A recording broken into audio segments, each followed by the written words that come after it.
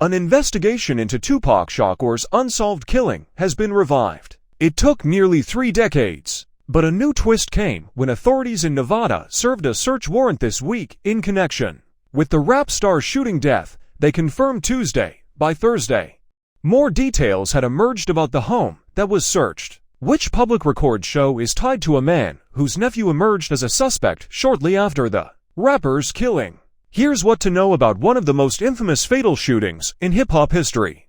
Las Vegas police served a search warrant in connection to the killing of Shakur, who was gunned down September 7, 1996. The warrant was executed Monday in the nearby city of Henderson at a home linked to Dwayne Kef D. Davis, a self-described gangster. For 27 years, the family of Tupac Shakur has been waiting for justice. We are here today to announce the arrest of 60-year-old Dwayne Keith Davis, a.k.a. Keefy D, for the murder of Tupac Shakur. Davis is the uncle of Orlando Anderson, one of Shakur's known rivals who authorities have long suspected in the rapper's death. Anderson denied involvement in Shakur's killing at the time, and died 2 years later in an unrelated gang shooting in Compton, California. A copy of the warrant obtained Thursday shows detectives collected multiple computers, a cellular telephone, documentary documents, a Vibe magazine that featured Shakur, several .40 caliber bullets, to tubs containing photographs, and a copy of Davis' 2019 memoir, Compton Street Legend. A case is being presented to a grand jury in Las Vegas, according to a person with direct knowledge of the investigation who was not authorized to speak publicly. The timing and results of those proceedings was unclear, and the person did not identify to people police encountered at the house during the search. The 25-year-old rapper was traveling in a black BMW driven by Death Row Records founder Marion Suge Knight in a convoy of about 10 cars, apparently headed to a nightclub, after watching Mike Tyson knock out Bruce Seldon in a championship fight at the MGM Grand. After the fight, Shakur, Knight, and associates were involved in a fight at the hotel while driving down the Las Vegas Strip. A white Cadillac with 4 men inside pulled alongside the BMW while it was stopped at a red light. One person opened fire, riddling the passenger side of Knight's car with bullets, police said. Sitting in the passenger seat, Shakur was shot 4 times. At least twice in the chest. Knight was grazed by a bullet fragment or shrapnel from the car. Shakur was rushed to a hospital, where he died 6 days later. Shakur is one of the most prolific figures in hip-hop, also known by his stage names 2Pac and Machiavelli. His professional music career only lasted 5 years, but he sold more than 75 million records worldwide, including the diamond-certified album All Eyes on Me, which was packed with hits including California Love Remix, I Ain't Mad at Cha, and How Do You Want It. Shakur has had 5 No. 1 albums, including Me Against the World in 1995 and All Eyes on Me in 1996, along with 3 posthumous releases: 1996's The Don Killuminati, The 7-Day Theory, 2001's Until the End of Time, and 2004's Loyal to the Game. The 6-time Grammy-nominated artist was inducted into the Rock and Roll Hall of Fame by Snoop Dogg in 2017 as a rising actor. Shakur starred in several popular films, such as John Singleton's Poetic Justice, with Jeanette Jackson and Ernest Dickerson's Juice. He also played major roles in Gang-Related and Above the Rim.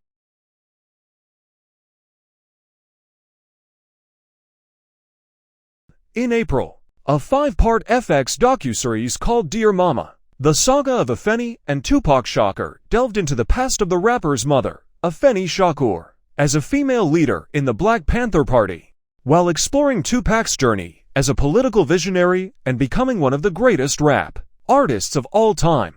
Last month, Shakur received a posthumous star on the Hollywood Walk of Fame.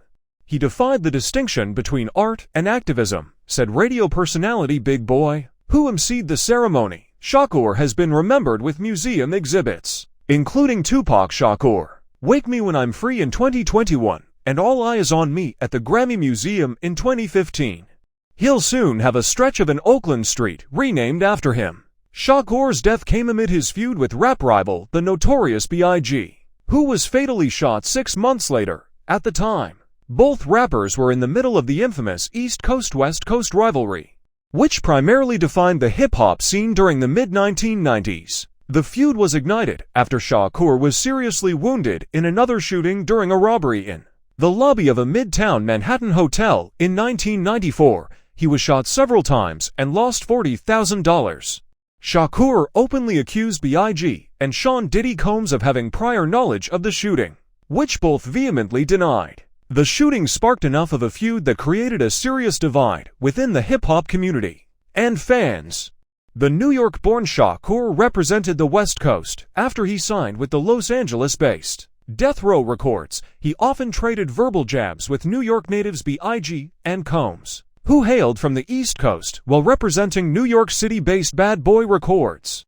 Diss tracks were seemingly delivered to drive home their ferocious points across. Shakur released the aggressive single Hit 'Em Up, which took aim at B.I.G., who on the other hand returned with W. Ho Shot Ya, a record that was received as a taunt. However, B.I.G. claimed the song was not directed toward Shakur. Shakur was born June 16, 1971, in New York City. He later moved to Baltimore and attended the Baltimore School for the Arts, where he began writing raps. He eventually made his way to Marin City, California, near San Francisco, and continued to write and record. As a member of the Grammy-nominated group Digital Underground, Shakur appeared on the 1991 track Same Song.